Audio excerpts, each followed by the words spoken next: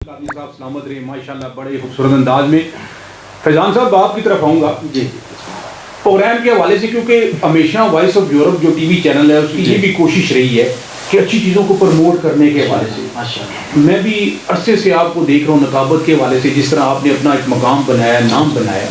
تو میں یہ آپ سے پوچھنا چاہوں گا کہ بیسیکلی یہ چیزیں مطلب کب کہاں سے سٹارٹ کی, کسی سے انسپائر ہو گئی, کیسے یہ چیز آئی؟ کیونکہ ہمیں بہت سارے لوگ دیکھ رہے ہیں, مطلب ایک موٹیویشن کے حوالے سے پوچھنا چاہوں گا کہ کس طرح اس فیلڈ میں آئے, پھر جو نام اور اس حوالے سے کوئی آپ کسی سے انسپائر بھی ہو گئے؟ جی یہ تو ایسا ذکر ہے, ہر کسی کے دل کی تمنا ہے کہ یہ ذکر ہمارے لب پہ بھی جاری ہونا چاہیے. کوئی شک نہیں. تو آغاز میں ہمارے استاد محترم تھے, تو ان کو دیکھتے ہوئے ایک خود پیدا ہوئی ان کے ساتھ محفل پہ جاتے ہوئے ان کو دیکھا کرتے تھے, حضور کی ثنا کرتے ہوئے, تو حب پیدا ہوئی. پھر مالک نے کرم فرمایا, احسان عظیم فرمایا, ہمیں بھی اپنے محبوب علیہ الصلوۃ والسلام کی شان میں بولنے کی, پڑھنے کی توفیق عطا کی. اللہ کا احسان ہے. اور اس وقت آپ کو کامیابی نصیب ہوتی ہے جب آپ کے دل کے اندر اس کے محبوب کی سچی اور پکی محبت. اور اس میں مطلب ایک جو ہے نا وہ ایک استاد کا بھی بڑا کردار. وہ نصیر ملت نے کہا تھا, خود سے چل کر یہ نہیں طرز سخن آیا ہے, پاؤں استادوں کے دابے ہیں تو یہ فن آیا ہے. کوئی شک نہیں. تو اس میں یہ ہے کہ کوئی بھی کام ہے نا, اس کے اندر استاد کی ضرورت ہوتی ہے, کوئی شک لازمی ہے نا.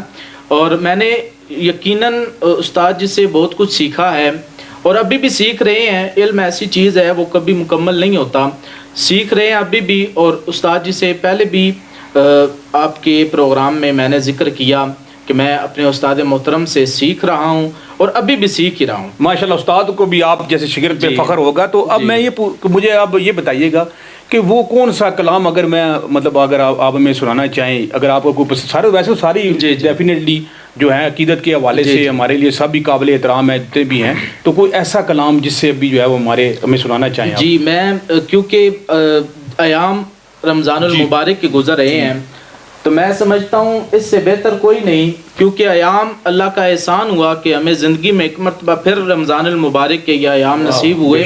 بے شک. تو اسی پہ بات کرتے ہیں کہ لٹانے رحمت و بخشش کا وہ فیضان آیا ہے.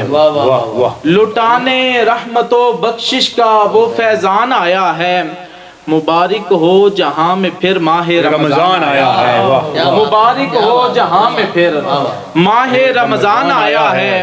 اور رسول پاک نے جس کی بیاں کی شان آیا ہے, اسی میں شب قدر ہے مومنوں قرآن آیا ہے. اسی میں شب قدر ہے مومنوں قرآن آیا ہے. گناہ گارو خطا کارو بجانے آتش دوزخ, گناہ گارو خطا کارو بجانے آتش دوزخ, نجات و مغفرت کا لے کے سامان آیا ہے. نجات و مغفرت کا لے کے سامان آیا ہے. جہاں میں سحر و افطاری کی ہیں یہ برکتیں ساری, جہاں میں سحر و افطاری کی ہیں یہ برکتیں ساری, سجے ہیں نعمت باری پہ دسترخوان آیا ہے. سجے ہیں نعمت باری سے دسترخوان آیا ہے. خدا کے اس مہینے کی جو قدر کرتا ہے, خدا کے اس مہینے کی جو قدر کرتا ہے, خدا کے قرب کے سائے میں وہ انسان آیا ہے. خدا کے قرب کے سائے میں وہ انسان آیا ہے. اور بے زبانوں کو جب وہ زبان دیتا ہے, پڑھنے کو پھر وہ قرآن دیتا ہے.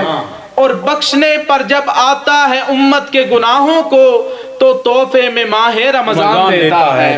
بخشنے پہ جب آتا ہے امت کے گناہوں کو, تو تحفے میں ماہ رمضان دیتا ہے. واہ واہ ماشاءاللہ جی. محمد فیضان رضوی صاحب ماشاءاللہ ماہ رمضان کے حوالے سے بڑی خوبصورت جو ہے وہ فکرے ادا کر رہے تھے.